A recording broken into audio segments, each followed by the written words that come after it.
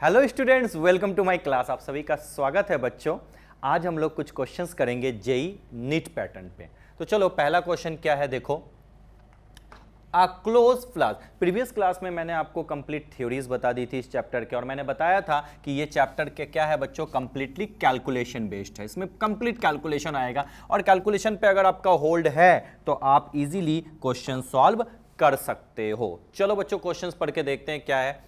पहला क्वेश्चन है, the a close flask contain water in all its three states, solid, liquid and vapor, at 0 degree Celsius. Okay, in this situation the average kinetic energy of water molecule will be greatest in all the three states, greatest in vapor state, greatest in the liquid state और greatest in the solid state। तो बोलता है कि समझो question को, water किस किस state में है, ऑल थ्री स्टेट में। That is it is in solid state, okay, it is in liquid state and it is in gaseous state, okay, solid, liquid and gaseous state, okay। अब आपको पता है कि तीनों स्टेट में है, और कहता है बताओ काइनेटिक एनर्जी जो होगी किस स्टेट में वाटर मॉलिक्यूल्स की ज़्यादा होगी। क्या इक्वल होगी, क्या लिक्विड में ज़्यादा होगी, क्या सॉलिड में ज़्यादा होगी, या गैसियस। गैसियस मतलब वाटर हमेशा किस स्टेट में होता है बच्चों, वेपर स्टेट में। चलो अब आपको यहाँ पूछा है kinetic energy is equal to, सबको पता है क्या होता है, हाफ mv², यानी kinetic energy is directly proportional to v²। यही तो है, यानी अगर वेलोसिटी ज़्यादा होगी पार्टिकल्स की तो उसकी काइनेटिक एनर्जी अल्टीमेटली ज़्यादा होगी। अब मैं बात करूं कि वाटर अब एक चीज़, एक और फॉर्मूला होता है, kinetic energy is equal to 3/2 kT। जानते हो ना काइनेटिक थ्योरी ऑफ गैसेज। लेकिन ये टेम्परेचर सबके लिए क्या है, कॉमन है, 0 डिग्री सेल्सियस यानी 273 केल्विन है। तो ये वाला फॉर्मूला ले लिया हमने, बिल्कुल। अब आपको पता है सॉलिड में इंटरमॉलिकुलर फोर्स क्या होता है, जल्दी बता दो। जो इंटरमॉलिकुलर फोर्सेस जो होते हैं वो होते हैं हाई, यानी पार्टिकल के बीच में जो क्लोजनेस होता है वो काफ़ी ज़्यादा होता है। अगर क्लोजनेस ज़्यादा है तो क्या पार्टिकल मूव कर पाएंगे जल्दी? नहीं, बिल्कुल आगे मूव नहीं कर सकते, क्योंकि काफ़ी ट्रैफिक जाम है। अगर लिक्विड में बात करूं तो पार्टिकल के बीच में इंटरमॉलिकुलर फोर्स सॉलिड के कंपैरिजन में थोड़ा कम होता है, जिसके चलते पार्टिकल के बीच में गैप होता है, यानी पार्टिकल मूव कर सकते हैं। लेकिन अगर मैं गैस यानी वेपर की बात करूं तो पार्टिकल्स के बीच में इंटरमॉलिकुलर फोर्स ऑफ इंटरेक्शन जो होता है वो काफ़ी कम होगा, तो पार्टिकल का रैंडम मूवमेंट होगा, इधर से उधर मूव करेंगे, यानी उसकी वेलोसिटी ज़्यादा होगी। तो किस स्टेट में वेलोसिटी ज़्यादा है, सॉलिड में, लिक्विड में या गैस में? गैस में, क्योंकि गैस में intermolecular force of attraction between the particles क्या है, कम। तो जब intermolecular force of attraction between the particles कम होंगे तो उसकी मूवमेंट ज्यादा होगी। मूवमेंट ज्यादा मतलब वेलोसिटी ज्यादा मतलब काइनेटिक एनर्जी। तो किस स्टेट में काइनेटिक एनर्जी ज्यादा होगी आप पता कर चुके हो, सर वेपर स्टेट में। तो इस क्वेश्चन का जो आंसर हो जाएगा वो क्या होगा, the greatest in vapour state, average kinetic energy. क्या कोई प्रॉब्लम वाली बात है? नहीं, सो सिंपल, आप इजीली सॉल्व कर सकते हो। क्वेश्चन नंबर 1 का B is the correct option. Now I am going to rub this part बच्चों, मैं इसको रब करता हूं और नेक्स्ट आगे बढ़ जाते हैं नेक्स्ट क्वेश्चन की तरफ।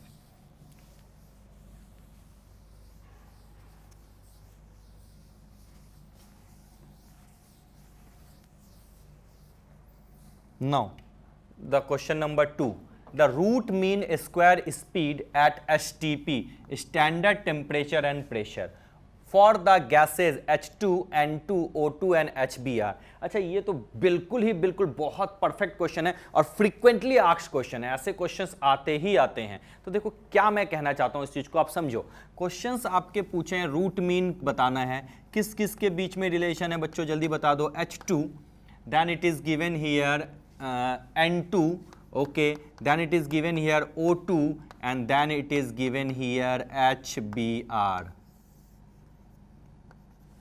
कोई प्रॉब्लम वाली बात है? नहीं। अब आपको पता है root mean square speed CRMS is equal to क्या होता है, रूट अंडर 3RT/m, यानी जो रूट मीन स्क्वायर स्पीड है वो इनवर्सली प्रोपोर्शनल है square root of molecular mass के, क्योंकि यहाँ टेम्परेचर तो बिल्कुल सेम है, तो मैं क्या लिख सकता हूँ, CRMS is inversely proportional to square root of molecular mass, यानी जिसका मॉलिकुलर मास ज़्यादा उसकी रूट मीन स्क्वायर स्पीड क्या होगी, कम। किसका मॉलिकुलर मास ज़्यादा है, देखो तो हाइड्रोजन का कितना होता है बच्चों 2, नाइट्रोजन का कितना होता है जल्दी बता दो 28, बिल्कुल। ऑक्सीजन का कितना होता है जल्दी बता दो 32, एंड HBr का कितना होता है जल्दी बता दो। ब्रोमीन का ऑलमोस्ट कितना होता है 80.8 के आसपास, यानी इसको मैं मान लूँ 81, तो मैं ऑलमोस्ट लिख देता हूँ 82।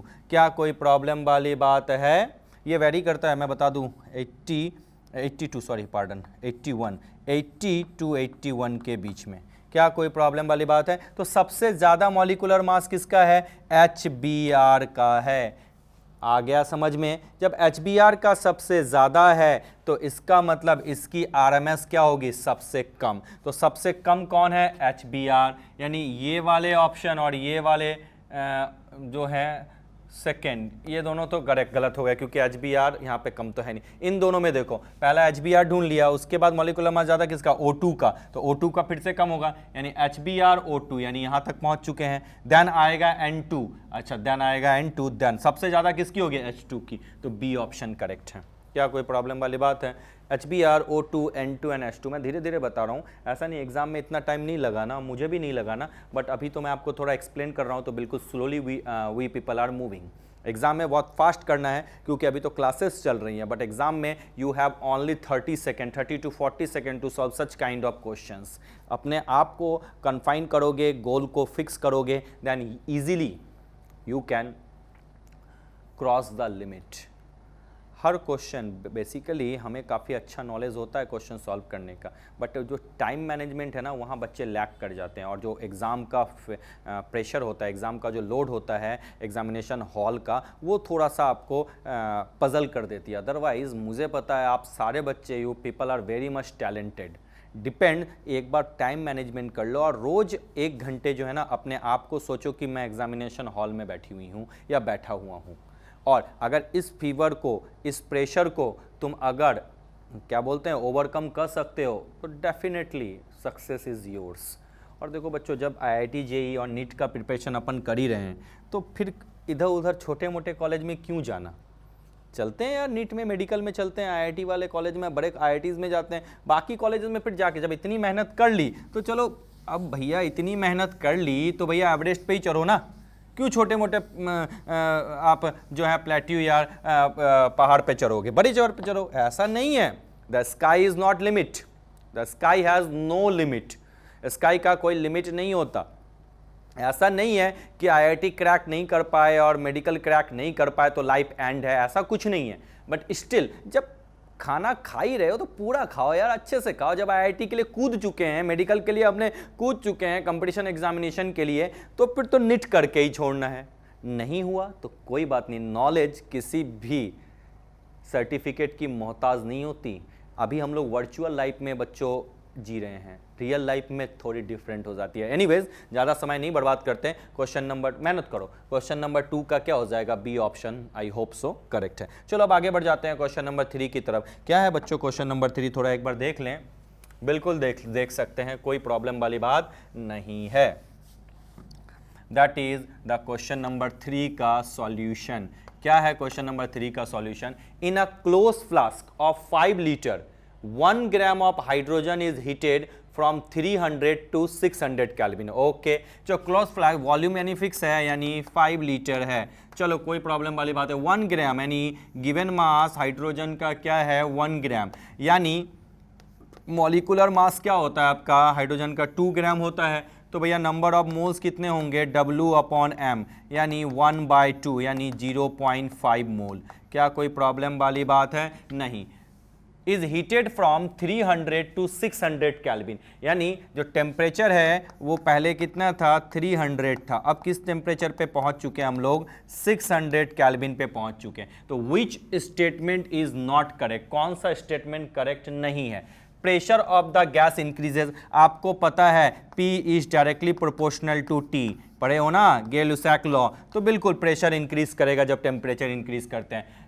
Then the rate of collision, definitely जब टेम्परेचर इंक्रीज होता है तो पार्टिकल के बीच में रेट ऑफ कॉलिजन बढ़ जाता है, क्योंकि kinetic energy is directly proportional to absolute temperature. Temperature increase करेगा, काइनेटिक एनर्जी इंक्रीज करेगी, काइनेटिक एनर्जी इंक्रीज करेगी, वेलोसिटी इंक्रीज करेगी, यानी मोशन मूवमेंट काफी ज्यादा होने लगेगी। चलो ये वाला भी सही है। The number of moles of a gas increases, आपको पता है number of moles given mass and molecular mass होता है। मास और मॉलिक्यूलर मास कभी भी टेम्परेचर पे डिपेंड नहीं करते बच्चों, तो ये कभी भी नहीं बदल सकता। याद करो स्टोकियोमेट्री में मोल कंसेप्ट मैंने ये चीज बताई थी, तो ये वाला गलत स्टेटमेंट है। The energy of the gas molecule, definitely energy, kinetic energy is directly proportional to T, यानी एनर्जी तो इंक्रीज करेगी ही करेगी। चलो ये वाला भी स्टेटमेंट सही है, यानी ए बी और डी तीनों सही है, लेकिन सी सही नहीं है। Number of moles given mass, mass कभी भी वो टेम्परेचर पे डिपेंड नहीं करता, तो ये जो सी ऑप्शन है ये करेक्ट ऑप्शन है, यानी विच statement is not correct, this statement is not correct, that is for question number 3, C is the correct option. Now I'm going to rub this part and we'll discuss the next one.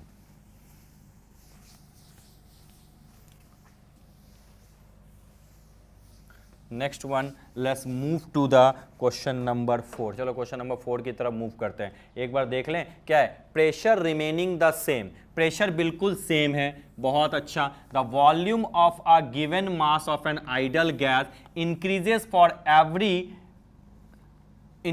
Every degree centigrade rise in temperature by definite fraction, and this fraction is सबको पता है 1/273 degree of its volume at 0 degree Celsius. ये complete Charles law का ही तो statement है। कभी कभी ऐसे स्टेटमेंट भी दे देते हैं। पूरा स्टेटमेंट पढ़ो, pressure remaining the same, the volume of a given mass of an ideal gas increases for every degree centigrade rise in temperature by definite fraction of its 1/273 volume of its volume at 0 degree Celsius, यानी ये increase करता है। याद है ना भैया, VT का formula बताया था, तो ये डायरेक्ट स्टेटमेंट है, यानी 4 का A is the correct option. Now I am going to rub this part and will discuss the next question. अब हम दूसरे क्वेश्चन की तरफ बढ़ते हैं। And the next question is question number 5. What is given here? The value of van der Waals constant for the gases, value of van der Waals constant A की value given है for the gases O2, that is N2, NH3 and CH4 are 1.360, 1.390, 4.170 and 2.253 liter square ATM per mole square respectively. The gas which can most easily be liquefied, ये बहुत अच्छा question है। ये इस बार आपके questions आए थे 2018 के एग्जामिनेशन में, ये क्वेश्चन आए थे। The gas which can most easily B liquefied, कौन सा गैस जो है इजीली लिक्विफाइड हो जाएगा। आपको क्या गिवन है, ए गिवन है। ए क्या होता है, measure the strength of intermolecular attraction. ये क्या बताता है, ये मेजर करता है स्ट्रेंथ ऑफ इंटरमॉलिक्यूलर अट्रैक्शन को बताता है भैया, कि भैया अट्रैक्शन कितना ज़्यादा है। अच्छा, अगर मैं बोलूँ higher the value of A, higher the value of A की वैल्यू अगर ज़्यादा होगी तो इंटरैक्शन जो होगा पार्टिकल्स के बीच में वो भी क्या होगा, ज़्यादा। अगर पार्टिकल के बीच में इंटरैक्शन होगा तो पार्टिकल क्या होंगे, क्लोज आएंगे। जब क्लोज आएंगे तो उसका स्टेट क्या हो जाएगा, गैस से लिक्विड की तरफ बदलेगा, और लिक्विड से और ज़्यादा क्लोज आ जाएंगे तो लिक्विड से सॉलिड की तरफ बढ़ने लगेगा। तो गैस से लिक्विड बनने की टेंडेंसी कब हो जाएगी, जब इंटरमॉलिक्यूलर फोर्स ऑफ इंटरैक्शन का स्ट्रेंथ क्या होगा, ज़्यादा, यानी ए की वैल्यू ज़्यादा होगी। तो कौन सा गैस इजीली लिक्विड में बदलेगा, जिसके लिए ए की वैल्यू क्या होगी, ज़्यादा। तो अब इसमें से चेक करो कौन से गैस के लिए ए की वैल्यू सबसे ज़्यादा है। अगर मैं O2 की बात करूं तो 1.360 है, N2 की बात करूं तो 1.390 है, NH3 की बात करूं तो ये क्या है, 4.170 है। क्या है बच्चों, 4.170, यानी इसकी वैल्यू सबसे ज्यादा है। तो जल्दी लिक्विफाइड कौन हो जाएगा, NH3। सो क्वेश्चन नंबर 5 का जो ऑप्शन है that is the C. C is the correct option for question number 5. Now I am going to rub and will discuss the next one.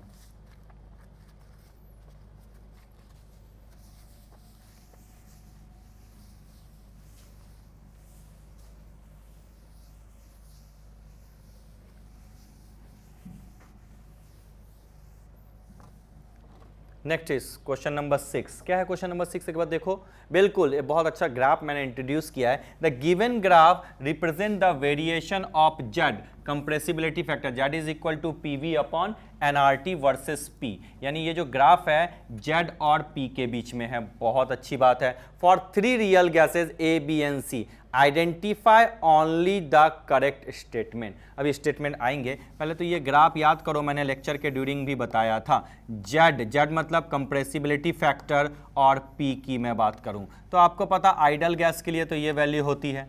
अगर पॉजिटिव डेविएशन दिखा रहा है तो इस जगह पे हो जाएगी, ठीक है. अगर नेगेटिव डेविएशन दिखा रहा है तो इस जगह पे. और बेटर कैसे होता है, इस तरीके से. सबको पता है जब प्रेशर राइज होता है तो ये ऊपर की तरफ जाने की कोशिश करती है. एम आई राइट? ऐसा ही तो ग्राफ होता है.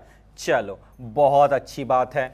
अब क्वेश्चन में ये आपने समझ गया, ए का ग्राफ ये है, बी का ये है और ये सी का है. तीनों चीज ये आइडल का बाउंड्री. मैं लिख देता हूं कि ये वाला मैंने मान लिया ए है और सी को मैंने मान लेता ये सी है और ये बी ग्राफ है. क्या कोई प्रॉब्लम वाली बात है? नहीं. अब चीजें समझना. कहता है फॉर द गैस ए, ऊपर वाला देखो गैस ए है, ए इज इक्वल टू 0. अच्छा, जो ए की वैल्यू है यानी वंडरवाल इक्वेशन आपको पता है क्या है, P plus a upon V square into V minus B is equal to R T. यही तो है वंडरवाल इक्वेशन. ए तो जानते ही हो, बी भी जानते हो, दोनों वंडरवाल कांस्टेंट हैं. तो बोलता है for the gas A gas के लिए A is equal to 0 and its dependence of P is linear at all pressure. आपको पता है ये स्लोप क्या है, बिल्कुल ऊपर की तरफ है. तो ये हर एक प्रेशर पे क्या होगा, लीनियर ही तो होगा. बदलेगा कब, जब लो प्रेशर से हाई प्रेशर की तरफ जाते हैं, जैसे ये C वाला है ना. चलो ये स्टेटमेंट तो करेक्ट है. अब पूछता है फॉर द गैस B, जो गैस ये है इसके लिए B इज इक्वल टू 0 है. चलो and it dependence of P is linear at all pressure. कहता है फिर इसका डिपेंडेंस जो होता है लीनियर एट ऑल प्रेशर. क्या ये सच बोल रहा है? B की वैल्यू 0 होगी कब, एट लो प्रेशर पे. और B की वैल्यू 0 कब होगी, एट मॉडरेट प्रेशर पे. इन दोनों जगह पे हम B की वैल्यू 0 ले सकते हैं. याद करो मैंने स्पेशल केसेस बताए थे. लेकिन अगर एट हाई प्रेशर है तो B की वैल्यू हम नेग्लेक्ट नहीं कर सकते. The value of B is not neglected. याद रखना, B की वैल्यू हम नेग्लेक्ट नहीं कर सकते. जब नेग्लेक्ट नहीं कर सकते तो हाइट प्रेशर पे लीनियर कैसे हो जाएगा. यानी ये स्टेटमेंट बिल्कुल इनकरेक्ट है. चलो अब मैं बात करूं फॉर द गैस सी. कौन सा गैस है, ये सी है, which is typical real gas. बिल्कुल, for which neither A not B is equal to 0 by knowing the minima and the point of intersection with Z is equal to 1. Yes बिल्कुल. अब तो graphically आपको पता है ये typically तो gas है. टेम्परेचर बढ़ने के साथ साथ नेगेटिव से पॉजिटिव की तरफ तो बढ़ते हैं. जहां पे मिनिमा बन जाएगा और पॉइंट ऑफ इंटरसेक्शन होगा वहां से हम ए और बी तो कैलकुलेट कर ही सकते हैं. यानी ये वाला भी सही स्टेटमेंट है. At high pressure the slope is positive. आपको पता है हाई प्रेशर पे क्या होगा, ऊपर की तरफ जाएगा. ये तो स्टेटमेंट भी सही है. यानी डी स्टेटमेंट भी सही है, सी भी सही है, ए भी सही है, लेकिन बी आपका सही नहीं है. क्यों नहीं सही है ये मैंने पूरा एक्सप्लेन कर दिया. So for question number 6 B is the correct option. यानी ये इनकरेक्ट स्टेटमेंट है. कोई प्रॉब्लम बच्चों? नहीं. चलो मैं इसको रब कर देता हूं और आगे बढ़ चलते हैं नेक्स्ट क्वेश्चन की तरफ.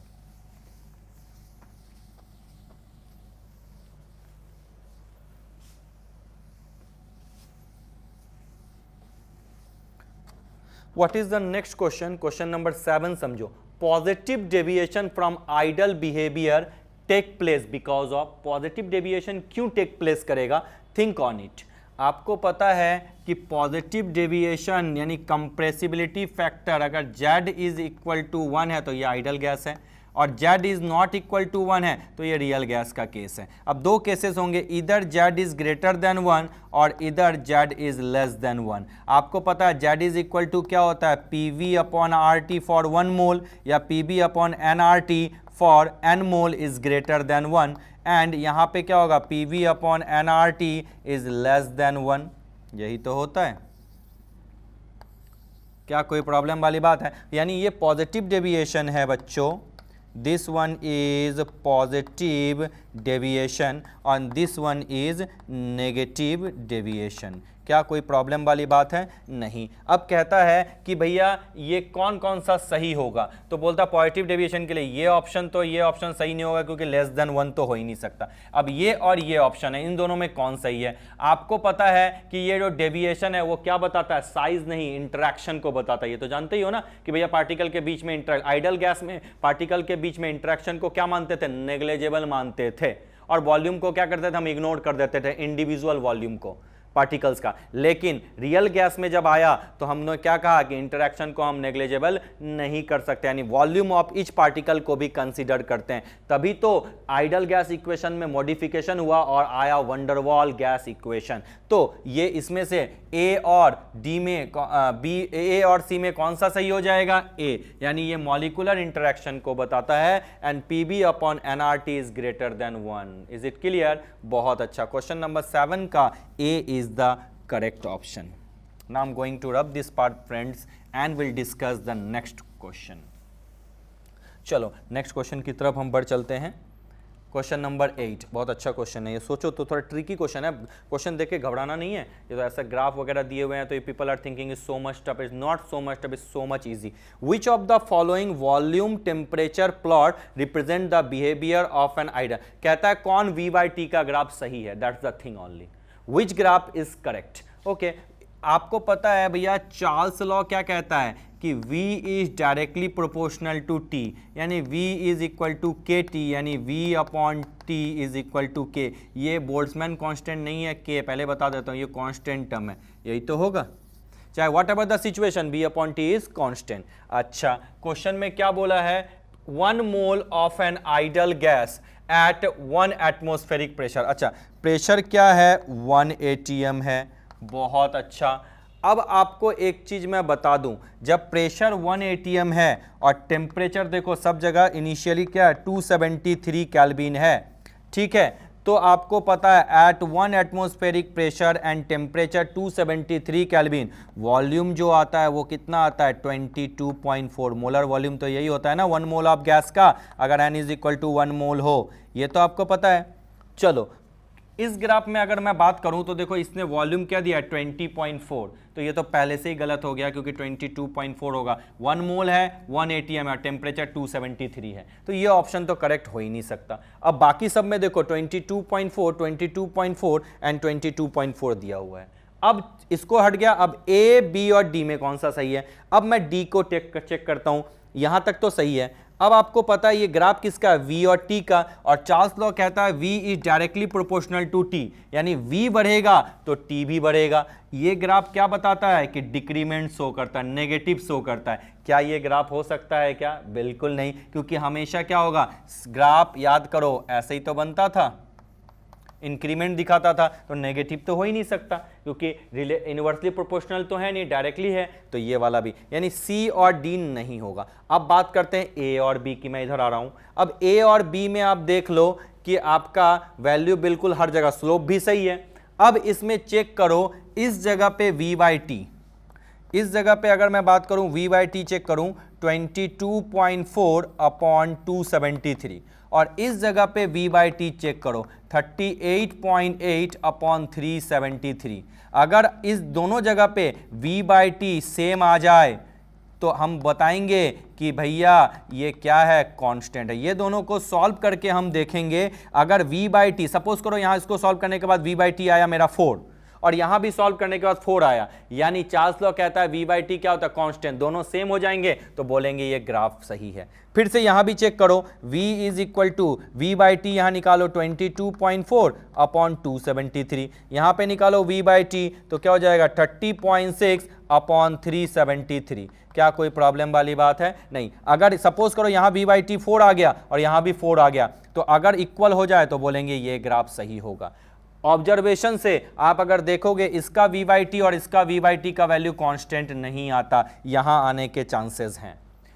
मैं बैठ के यहाँ कैलकुलेशन तो पूरा नहीं कर सकता, आपके पास पेन एंड पेपर है, आप डिवाइड करके देखो, तो इस जगह पे सही आता है, तो this is the correct option. Rule आपको समझ में आ गया, आप फिर से चेक कर लेना ए और बी में, सी और डी क्यों नहीं होगा वो भी बता दिया, ए और बी क्यों होगा वो भी बता दिया। अब दोनों में v बाई टी जिसका सेम आ जाए वही आंसर है, तो मेरे अकॉर्डिंग b में आना चाहिए, तो b is the correct option. देखो क्वेश्चन दिखने में कितना बड़े लग रहे थे, लेकिन सॉल्विंग में क्या टफ था क्या? नहीं। तो याद रखना कॉम्पिटिटिव एग्जामिनेशन में कभी भी सॉल्यूशन टफ नहीं आते, सॉल्यूशन टफ नहीं होते, इसका मतलब क्या, क्वेश्चन टफ दिखते हैं लेकिन होते नहीं है, क्योंकि कहीं ना कहीं वहाँ पे जो टीचर बैठे हैं ना, उन्होंने कहीं ना कहीं इसका ईजी सॉल्यूशन ढूंढ लिया है। और अगर ईजी सॉल्यूशन आपके पास है तो फिर तो क्या दिक्कत है बच्चों, जल्दी। मेन तो टाइम मैनेजमेंट है और शॉर्ट टेक्निक है, शॉर्ट टेक्निक अगर आपके पास हो तो आप क्वेश्चन जल्दी आप लो। नॉलेज तो सबके पास, आप सबके पास नॉलेज है, आप बहुत अच्छे टीचर्स से पढ़ते हो, दे ऑल आर गुड, आप भी अच्छे हो, लेकिन वो जो शॉर्ट टेक्निक है ना वो डिफरेंस क्रिएट करती है। चलो बच्चों आप क्वेश्चन नंबर 9 की तरफ जाते हैं। कहता है the compressibility of a gas is less than unity.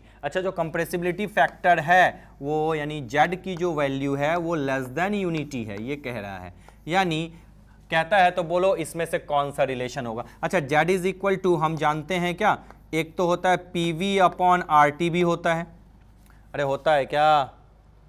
चलो वो नहीं होता है तो कोई बात नहीं, चलो ये भी होता है। अब आपको पता है P upon R T is equal to क्या होता है, वी, यानी Z is equal to V real upon V ideal होगा ना, ये भी तो एक डेरिवेशन हो गया। बिल्कुल, आपको पता है वी आइडल मतलब कितना होता है 22.4 लीटर। अब V real upon V ideal is less than 1 और इसकी वैल्यू कितनी है 22.4, तो V real upon 22.4 is less than 1। V real कोई वी एम लिखा है, तो यानी वी रियल जो होगा वो लेस देन 22.4 होगा, यानी कौन सा ऑप्शन होगा, बी ऑप्शन। तो जनरल क्वेश्चन था, जब जेड की वैल्यू नेगेटिव हो जाए तो गैसेस जो होते हैं मोर कंप्रेसिबल हो जाते हैं। चलो अब क्वेश्चन नंबर 10 की तरफ बढ़ जाते हैं। क्वेश्चन नंबर 10 क्या है, कंप्लीटली थ्योरी बेस्ड। 9 आपने आई होप सो सॉल्व कर चुके होंगे, इजी है। चलो अब क्वेश्चन नंबर 10 क्या है बच्चों, एक बार देख लो, ये बड़ा इजी क्वेश्चन है, एकदम कंप्लीटली थ्योरी है। कहता है according to kinetic theory of gases for a diatomic molecule the pressure exerted by a gas is proportional to the mean velocity। PV is equal to क्या होता है 1/3 mnc square, root mean square velocity पे depend करता है, तो ये वाला नहीं सही है। The pressure exerted by the gas is proportional to the root mean is not directly square of the proportional to the root mean square velocity of the molecule। the root mean square velocity of the molecule is inversely proportional to the temperature। Inversely proportional होता है क्या, R M S, C R M S is equal to क्या होता है, जल्दी बता दो बच्चों, root under 3RT upon M होता है, तो डायरेक्टली होगा ना। तो ये वाला भी स्टेटमेंट बी भी सही नहीं था, सी भी सही नहीं है। The mean translational kinetic energy of the molecule okay is proportional to the absolute temperature. याद करो क्या बताया था मैंने, मीन के इज इक्वल टू 3/2 KT, के क्या है बोल्ट्जमैन कांस्टेंट, तो क्या ये डायरेक्टली प्रोपोर्शनल है, mean translational kinetic energy is directly proportional to temperature, यानी ये वाला जो स्टेटमेंट है ये कंप्लीटली सही है, कंप्लीटली सही है बच्चों। तो इन चारों में अगर सिंगल ऑप्शन करेक्ट का आ जाए तो भैया कौन सा ऑप्शन आप सही करोगे, D is the correct answer. क्या कोई प्रॉब्लम वाली बात है? नहीं। तो ये बच्चों इस तरह के क्वेश्चंस आप अगर सॉल्व करो तो आपको, मैंने लो लेवल के क्वेश्चंस भी लिए हैं और हाई लेवल के लिए हैं, आपके लिए बहुत ज़्यादा फायदेमंद होगा।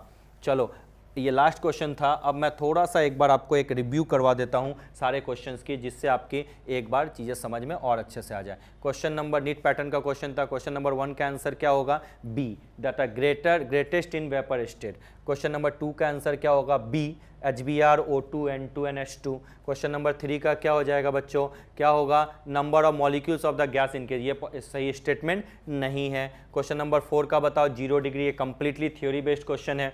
क्वेश्चन नंबर 5 का क्या हो जाएगा? NH3 ए ज़्यादा होगा तो इंटरमोलिकुलर फोर्स ऑफ इंटरेक्शन ज़्यादा होगा। क्वेश्चन नंबर 6 का मैंने पूरा अच्छे से डिफाइन किया, कौन सा रॉन्ग स्टेटमेंट है? बी का बोला है ना, इनकरेक्ट स्टेटमेंट बी हो जाएगा। क्वेश्चन नंबर 7 में बात करूं तो ये और इसमें कौन सा सही हो जाएगा? ए ऑप्शन मॉलिक्यूलर इंटरेक्शन को बताता है।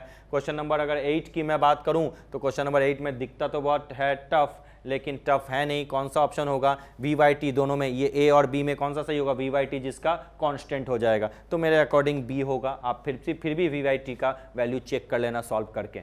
चलो क्वेश्चन नंबर 9 का क्या हो जाएगा? B option, that is less than 1। And अगर क्वेश्चन नंबर 10 की बात करूं तो सबसे करेक्ट ऑप्शन क्या है? D. So these are the few things which will help you a lot. Still, if you have any doubt, you can easily approach to me. So friend, time has come, time to say bye bye. Thank you so much.